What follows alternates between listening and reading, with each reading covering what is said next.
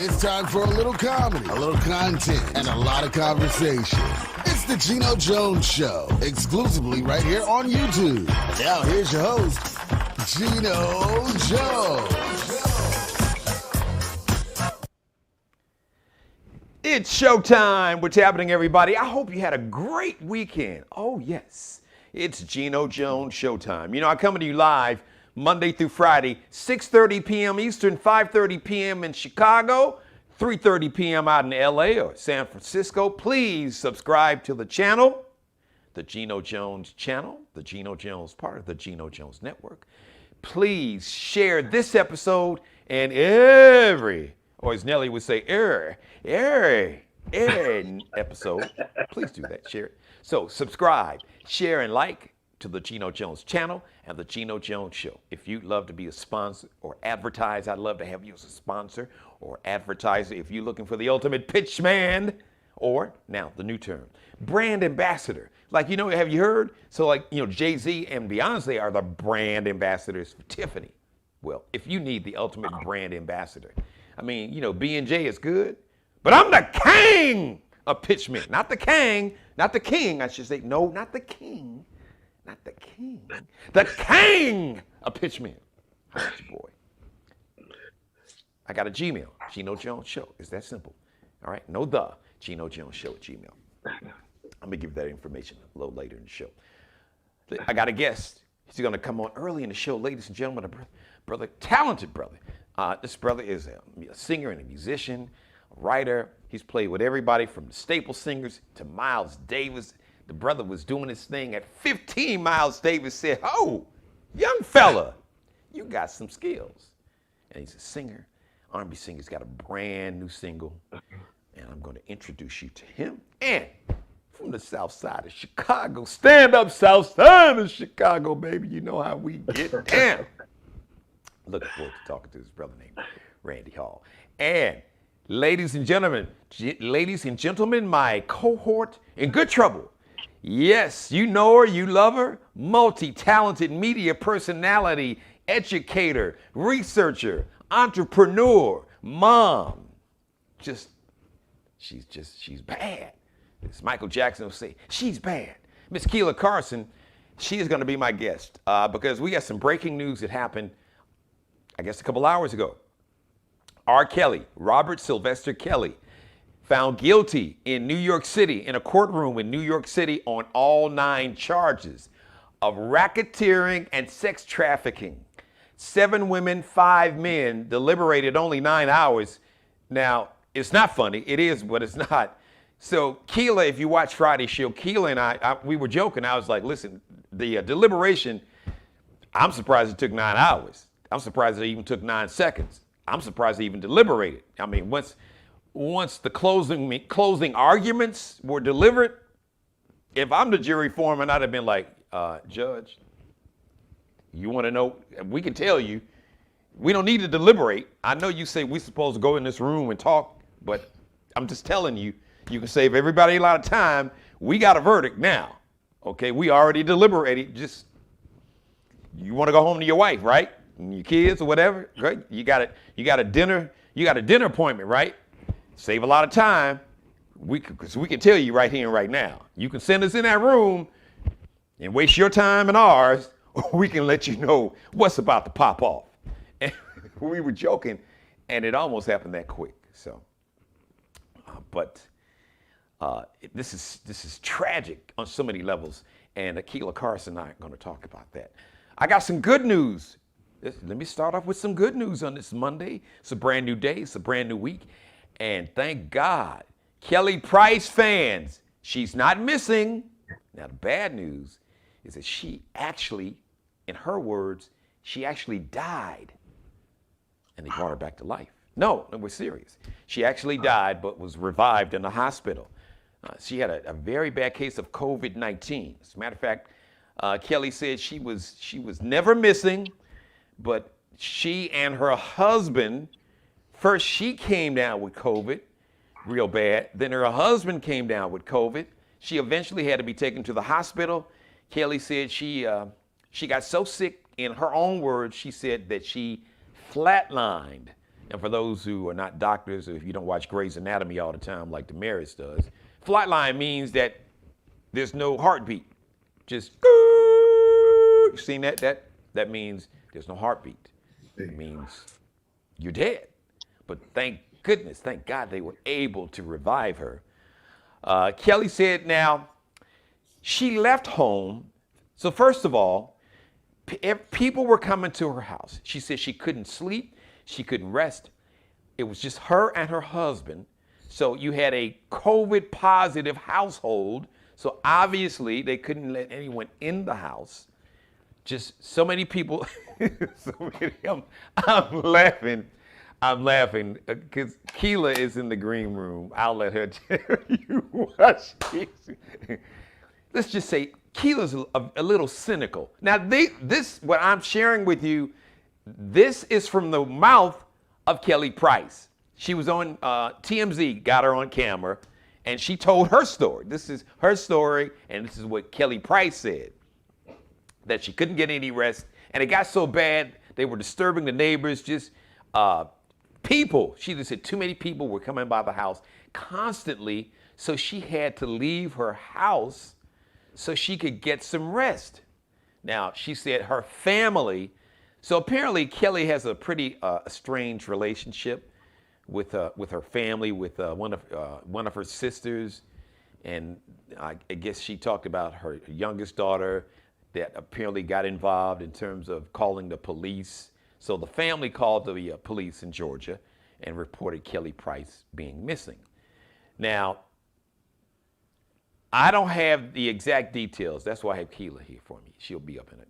There is reportedly, from many sources, a history or questions about domestic violence with Kelly Price and I believe this current man that she's with. I don't know if this is, I think it's her husband. So, but trust me, listen, the CIA would do good to hire Keela Carson because when Keela's on the job, she gonna get the 411, the 511, the 911, the all 11. She got it. She will have the same. She's got the facts, the whole facts, and nothing but the facts. So she's gonna join us shortly. But thank God. Just for those who believe in the power of prayer, please lift Kelly Price and her family. Just really, especially Kelly, because she is still suffering. Now she has tested negative finally. I believe she says is being termed as long COVID, where some people still experience different symptoms from having COVID-19, even though they are not testing positive. So she still needs, help with breathing. So she has a breathing tube, and she has portable oxygen that she is still on daily, and she's having some other symptoms. She said apparently that when she was in the hospital, COVID really did a number on various organs in her body. So let's just lift Kelly Price up in prayer. Please lift Kelly Price up in prayer. And Keela's gonna come in. She'll have something to say about that. More to say about the breaking news about R. Kelly, once again guilty on all 9 charges of racketeering and sex trafficking. So we're gonna talk about that later on in the show. But right now, some more good news. My guest, he is a singer, a writer, a musician. He has been playing with some of the most talented people. He's played with everybody from the staple singers, let's see, the Dells, Diana Ross, Roberta Flack, Snoop D-O-double-G, Miles Davis, who I do believe got wind of him, discovered him when he was a young fella, 15 years old. He's a young fella now, but he was a younger fella, and he's got a brand new single. It's called Bring It On Home. Yeah, baby, come bring it on home. Come on to Papa. Bring it on home, girl. Okay, I'm just going to add a little bit. Ladies and gentlemen, without any further delay, I'm going to bring him on camera. You will see him along with Keela Carson, who we're going to talk to later. Ladies and gentlemen, the pride of Kenwood Academy, 51st and Lake Park, south side of Chicago. Stand up, Mr. Randy Hall. Rocket, see, that's that Chicago swag, Keith. Hey, you see that? hey. You see that brim? You see that hat, girl? Come on now. Hey. Randy, how you doing? Geno? It's so good to be here with you, man. And you and Keela. It's so beautiful just being here with you all. I'm loving it. I'm here in hot Las Vegas. It's still 95 degrees today. What? Wow, man, you could. They say you could fry an egg on the sidewalk. You could make Oh eggs yeah, Benedict I'm or so something. ready for the fall. I'm so ready for the fall. Well, if you go back home to Chicago, you know you'll get the Yeah, fall and right, winter. right, You'll be exactly, running back out to Vegas. You'll be like, okay, enough is enough of this. Let me get mine right back on this. right, Let me get back on, I don't know, United, Southwest, whatever airline, right. and get myself back to Vegas. Yeah. So, Well, when Randy, I go to Chicago to visit, I'm always ready to get back because it's always cold there when I go. I usually go in the winter and the first part of spring. It's still cold yeah. in Chicago in April. Oh, man, April is winter.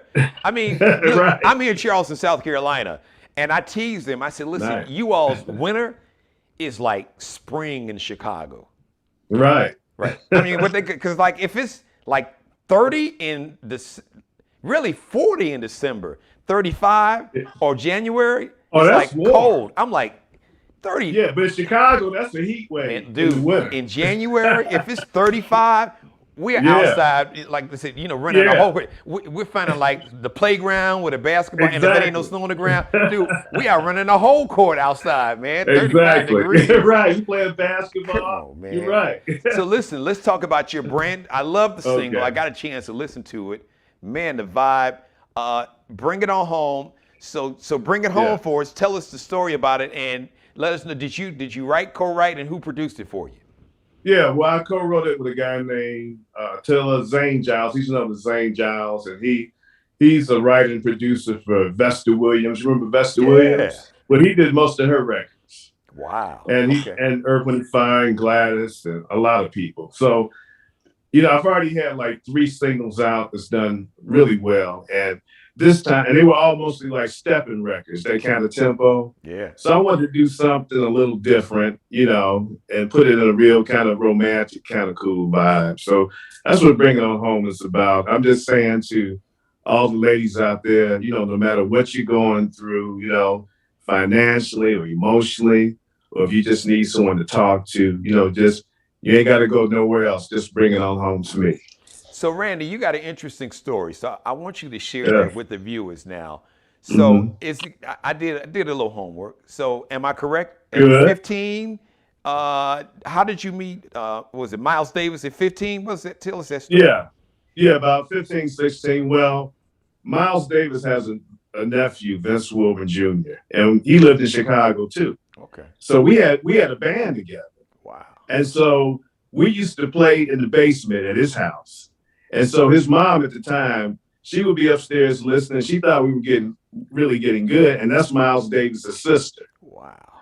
So I don't know if you remember back in those days, we didn't have the mobile phone. We didn't have the cell phone. We had the regular phones. It just happened that she had a phone that had a real long cord. You know how people had those long cords? Yep. And she had one that would come all the way down the stairs into the basement. And she would let Miles hear us play. So the longer we started playing, the better we got. So eventually he was like, you know what? You guys are getting so great. I think it's time to make a record. Wow. So we went there to get a deal with Columbia to make a record. But at the time he had been in retirement and he was listening to us play and he was like, hey, I think I want to play again. So he came out of retirement and we made the album, The Man with the Horn.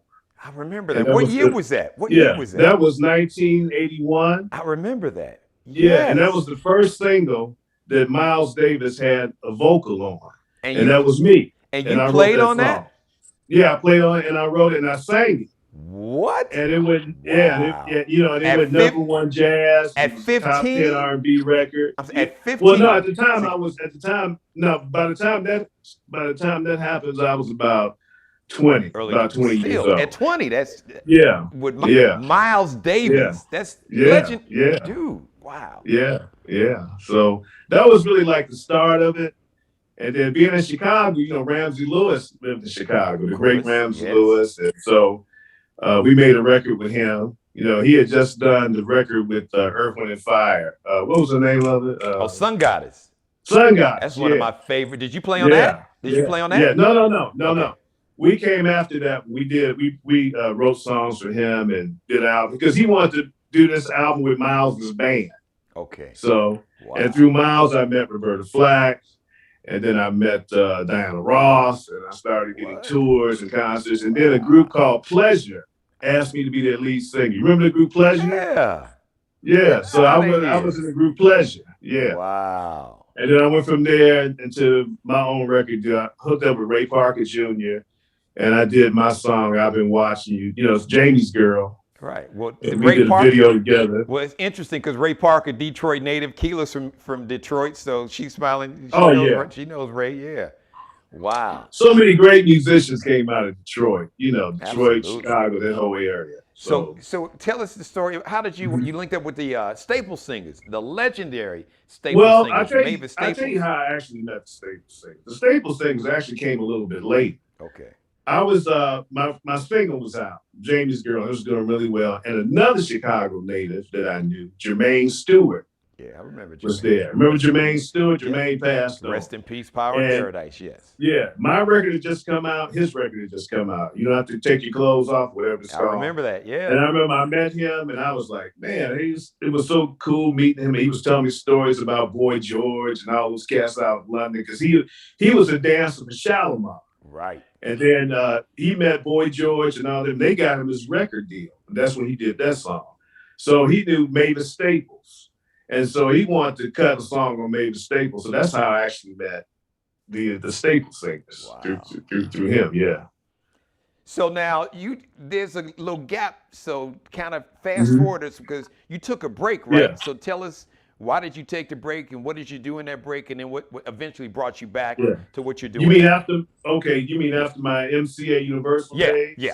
Yes. Yeah, I took a break after my second album, and I started producing records, and I was working with jazz players like Dave Cars, and Oh man. going on tours and going on the road. And then through Ramsey Lewis, his son Kevin became the A&R guy at Death Row Records.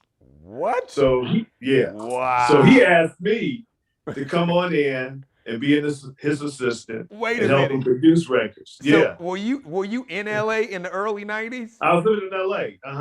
So I was in LA. Yeah. true story. So I did mornings at Stevie Wonder's station in the early 90s. Oh, KJLH. Yeah, when Cliff Winston Yeah. left and went to the beat, I replaced Oh, him doing Cliff. mornings. Yeah, I knew Yeah, Cliff. rest in Sure, I peace, know Power. He Cliff. passed away. Rest in peace Right. to Cliff too.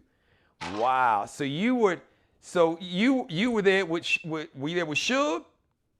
I was there with Suge. Yes. So I was there with Suge. I was there with MC. And during that time, Kevin Lewis, Ramsey's son, Suge had this great idea that he was going to make Death Row into the next Motown. So they signed these groups like 6 feet deep. With these guys, they were all over 6 feet. They were real tall guys. He assigned MC Hammer. He had DJ Quick. Yeah, quick. He had the group Total. And he wanted to get more into bringing vocals, not just rap, but vocals and everything to Death Row and make it more like, instead of just a rap label, into like a real Motown. So that's when he brought Kevin in. And then Kevin brought me in to work with the singers and produce the strings and the horns. And we made these great records. And I mean, we were still working on the Tupac and the Snoop Dogg records and stuff like that.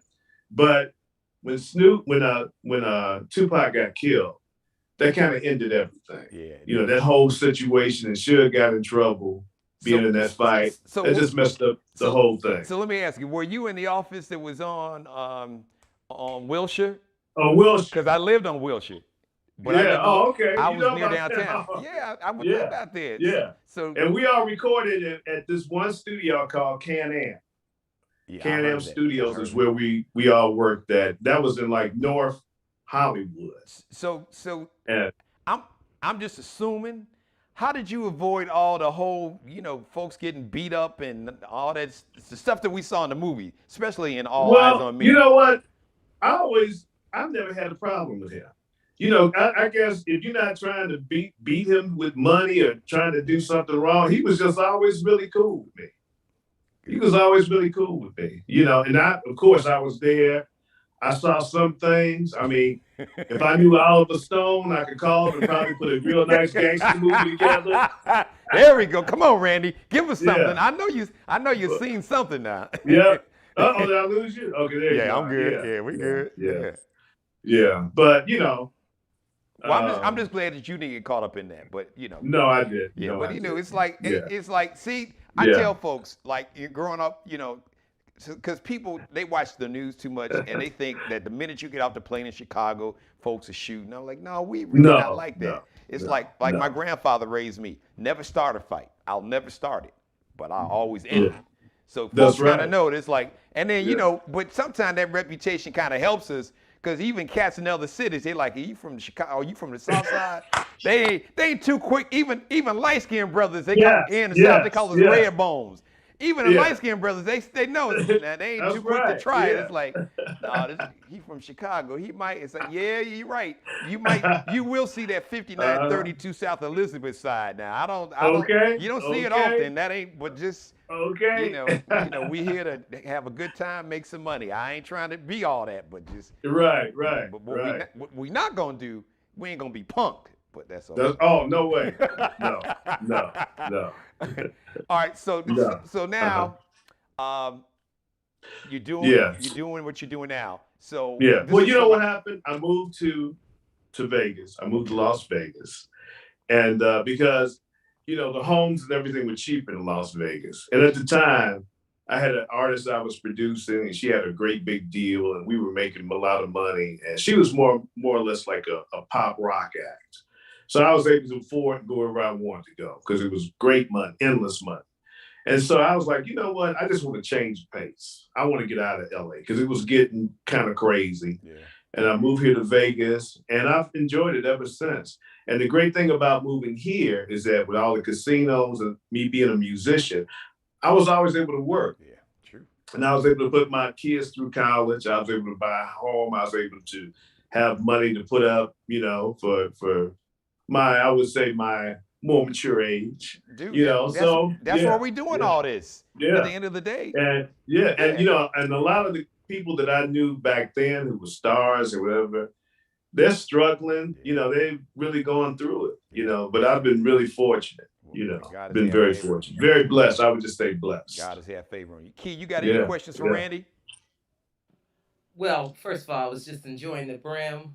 I Uh, know. I love that Oh, hat. thank you, I love thank that you, hat. thank you. Let me tip my hat to the ladies. Is it Let me custom tip my made or hat. did you buy it out of the store? Is it custom? Because it looks Huh? custom. Is it custom made? It looks custom, or did you buy it No, out of the it's a store? king. What they call it? King and from Atlanta. King Okay. is yeah, yeah. Okay. so after admiring the hat as a lady from Detroit, um, what I did want to Mhm. say is that would you ever reconsider releasing those songs that were more in the step groove?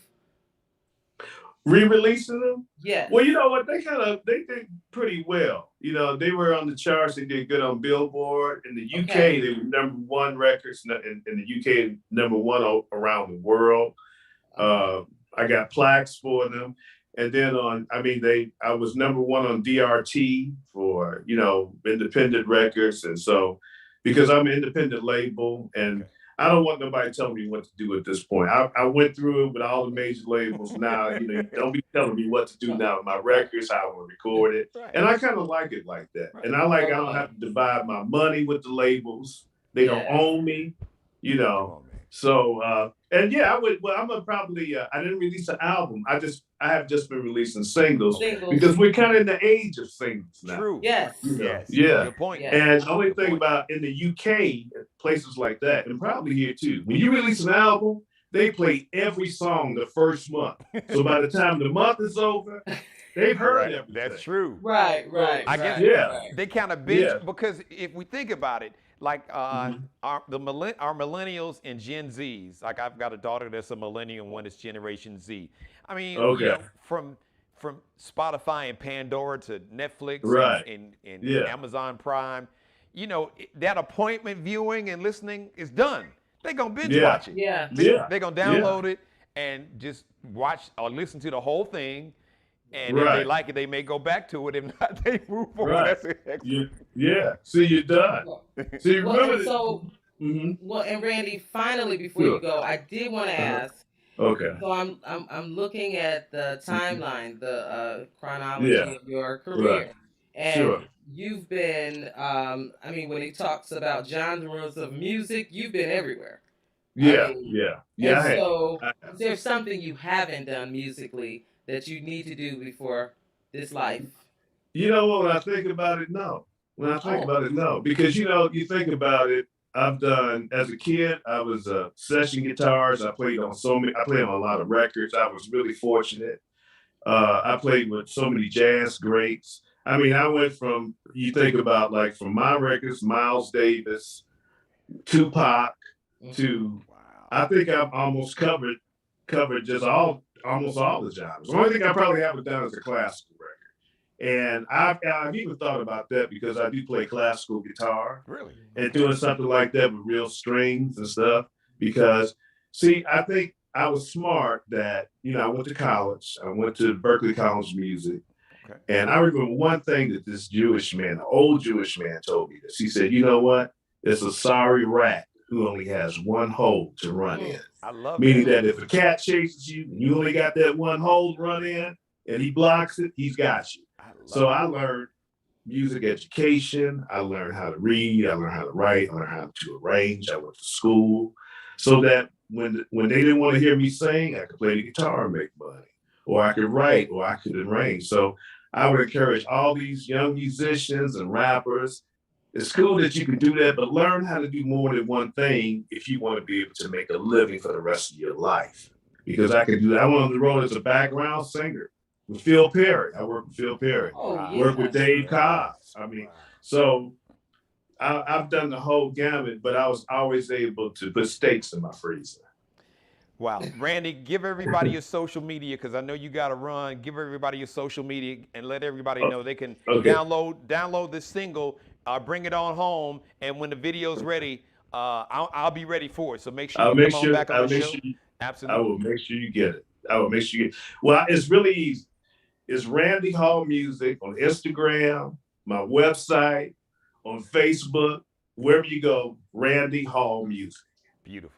Randy Hall, ladies and gentlemen, bring it on home. You can download it, like you Thank said, you. wherever you download your music.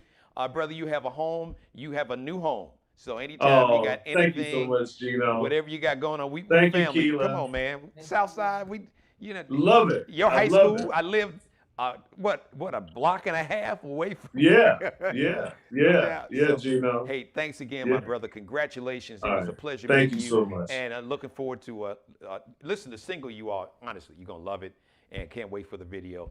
And looking forward to having you back on the show soon. Thanks, Randy. Thank you so much. Thanks for having me. Thanks for joining us. All right, Keela Carson. I know I'm short on time, so the big breaking news, because I know Randy's got to go. He's going to go ahead and jump off. R. Kelly was found guilty on Yes. all 9 charges of racketeering and sex trafficking. You had 7 men, 5 women Yeah. deliberated. I'm surprised it took them 9 hours. We were joking about that Friday. Well, but I'm glad that.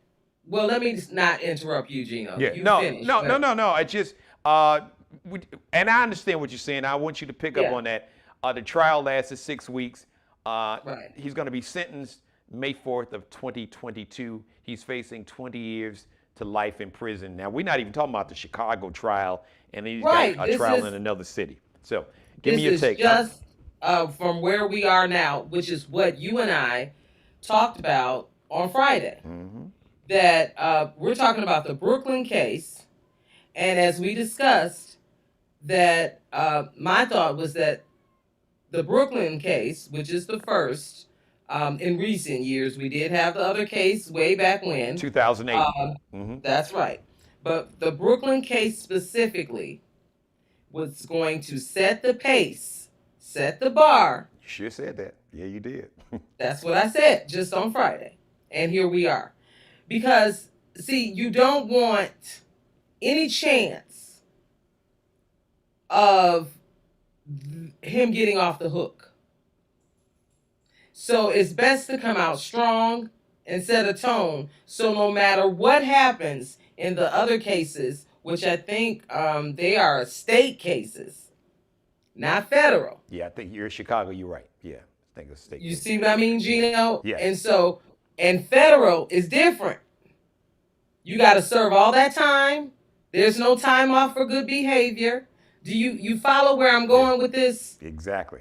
So it was very important for the federal case to say, we don't really care what happens over there. I mean, outside of some sense of justice for the victims. Yes. But we don't care what the jury says over there. What we're going to do is make sure you go to jail for life. And it's not uncommon that like local and state cases will defer to the feds, which Right.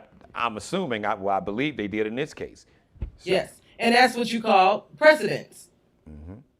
So now there is a precedent a hell of for a all of the other cases to follow regarding R. Kelly. And then we also, as I mentioned Friday, there are going to be civil cases too. So, I mean, he's going to be in court for a very, very long time. And to be clear, we had, 8 counts on the Mann Act? 8. Yeah, the Mann Act, which is the Mann Act is sex trafficking. Right. So 8 counts of sex trafficking and the 1 count of on racketeering. And I guess And- somebody asked, let's explain to them what racketeering is, because somebody asked me about that. I believe the racketeering is that it's like you conspired. It's like you had a plan to commit a crime. That's exactly what it is. And you got others involved in it. That's right. And so people look at racketeering and they're like, well, he's not, Al Capone. Right. And, Exactly. But that's not, and so you commonly hear racketeering when you look at drug cases. Well, I was going to say, Okay. I'm not an attorney, but I do remember, I'm going to try to get Paul Ellis, he's our attorney on. A lot of that racketeering law was modified in a lot of states, and I believe federally also, to expand to where it didn't just apply to mafia bosses. Exactly. It could apply to anyone. Anybody that is conspiring and then has a ring, because a ring of players, right, to do a particular crime, okay? Because in the case of R. Kelly, when you're talking about several women at a time, and by the way, some may even be children at a time in a house, okay? It takes a network to keep these women in place. It is, and if you remember, people were saying, the women were saying they were locked in rooms, couldn't come out when they wanted to, had to ask for food, had to ask to bathe, had to ask to shower, could not roam around the house, right? They had to then take trips with R. Kelly. Somebody had to buy those plane tickets. Somebody had to lie about their age, in the case if they were underage, in order to get those plane tickets. So there were, when you went to, you met R. Kelly at a concert, which is one witness stated, one of his handlers gave her the information.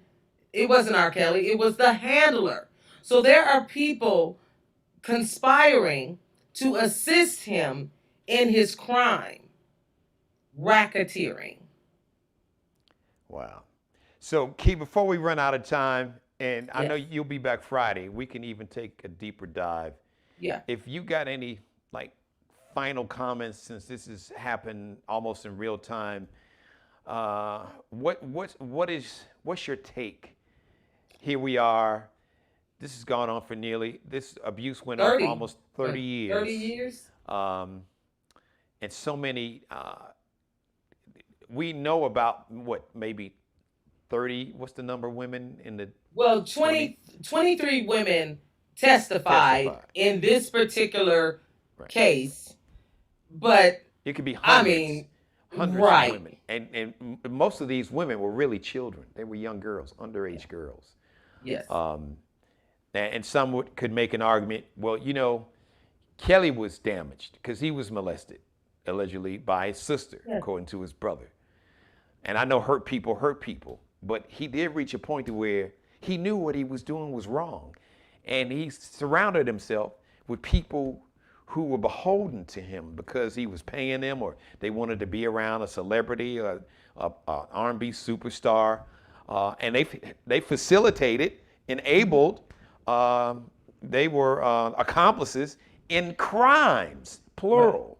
And the only reason why those individuals are not on trial or will be on trial is because the federal investigators, the FBI, they knew that in order to get R. Kelly, they would have to have witnesses that would testify against him. So they were granted immunity. Right.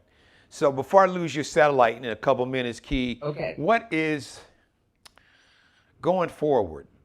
What do you hope that we collectively as a society and our community, because now keep in mind, listen, you got Larry Nassar, who was right up there in Michigan, Michigan State University, and he was the team doctor for the USA gymnastics team, molested hundreds of babies, young girls. He's in jail for life. So Geno, I just want to say, tell the truth if you see this going on in your household, in other people's household. Tell the truth, report it, get psychological help, families. Don't keep it in the closet. Let's talk about it. Let's get to the therapist. Let's work this through. If people need to go to jail. Okay, we just lost Key's signal. I knew we was running out of. I was running out of time, man. So thank you, Keela. But she was making a great point, and it's the point that we wanted to make.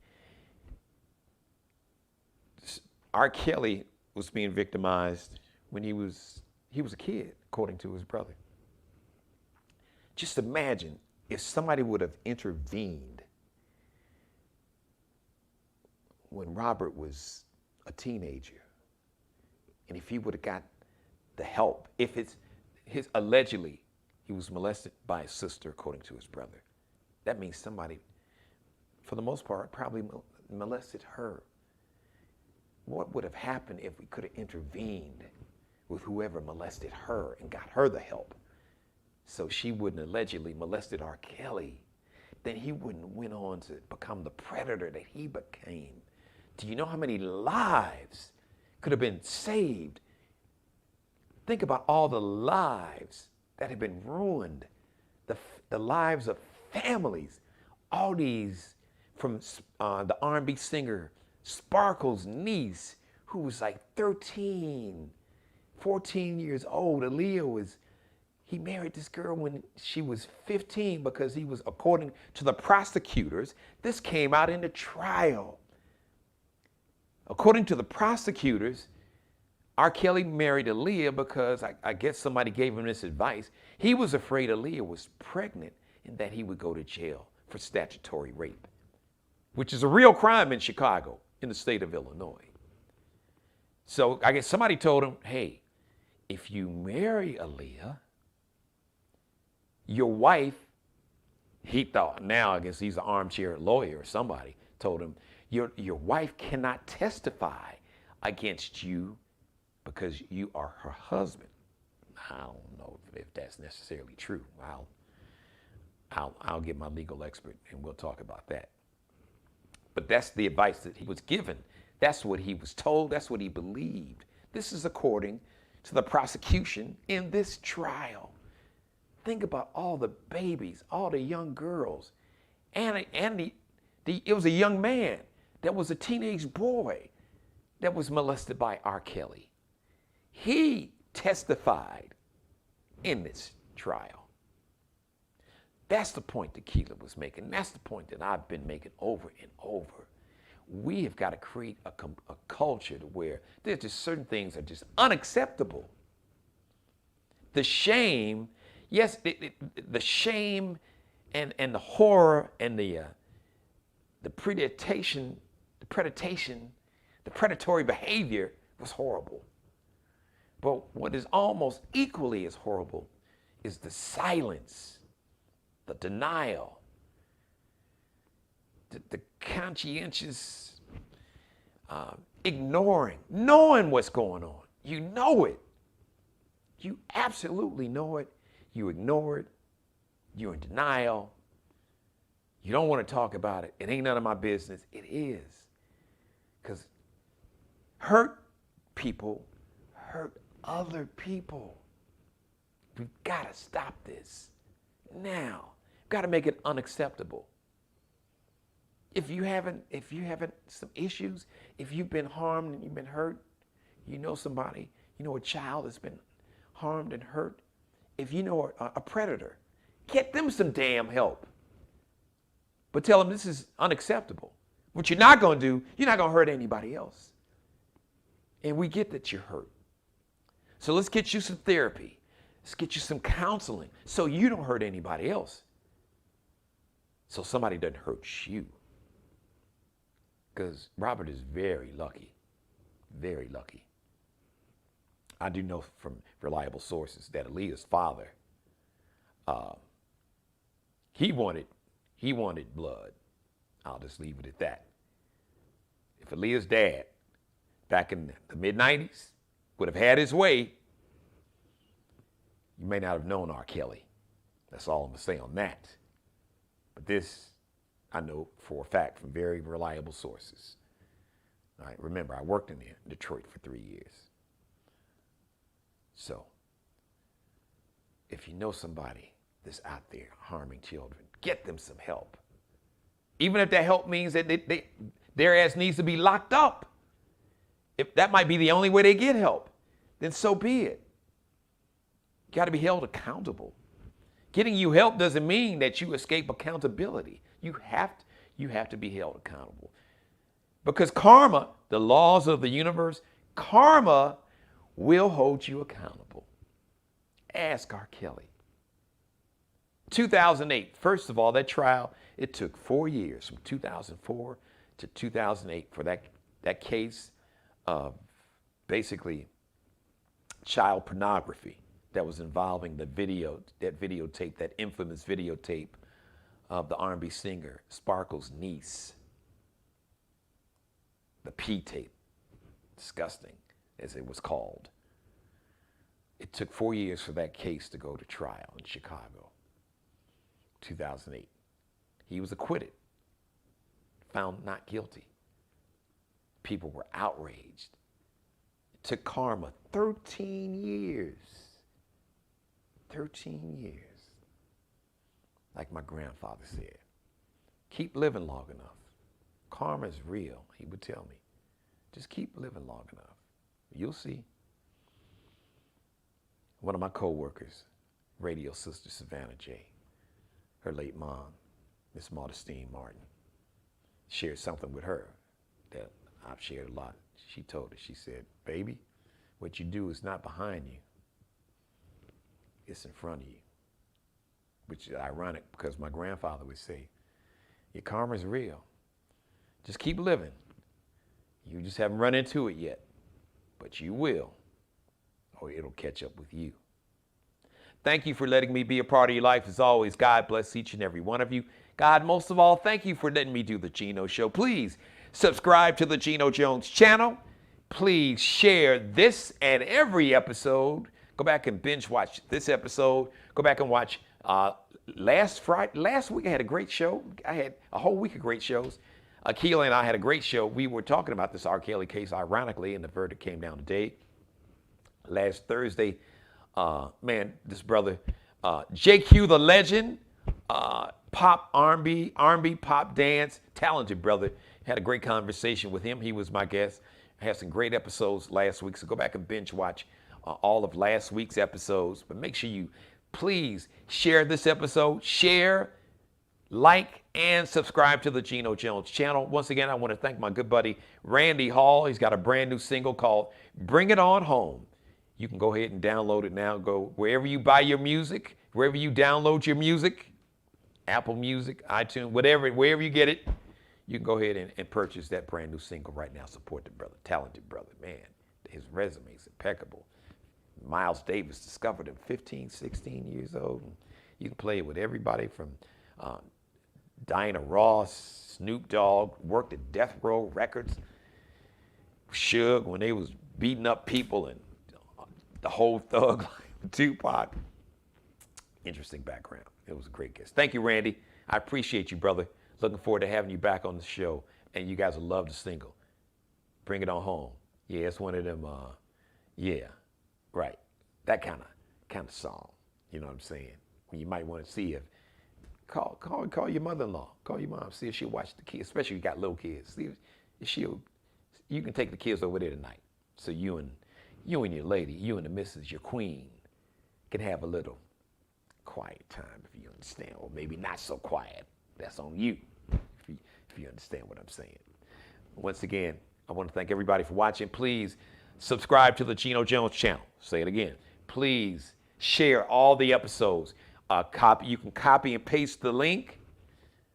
You can screen grab some of the show, put it up on Twitter, on Triller, on Instagram, Facebook, Twitter, whatever you want to do. Create a viral moment. I'll love it. Shout out to Mr. Markel Bailey, the official barber and hairstylist for the Geno Jones Show. Check him out on Instagram, on IG, Kelby Cutting Up, KELBECUTTINUP.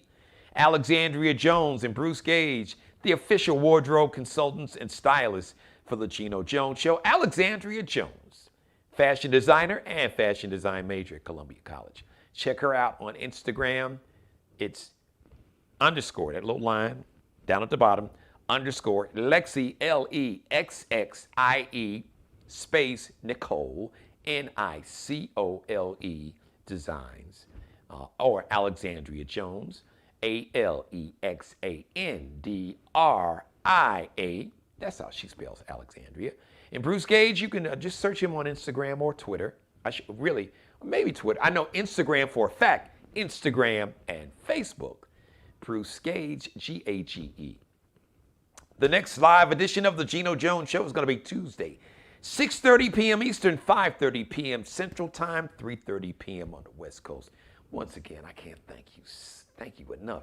Thank you so much for watching. And as always, I like to close the show by saying, please be blessed. Thanks for watching. We'll see you next time. It's the Geno Jones Show. Subscribe and tune in to the next episode of the Geno Jones Show, exclusively right here on YouTube.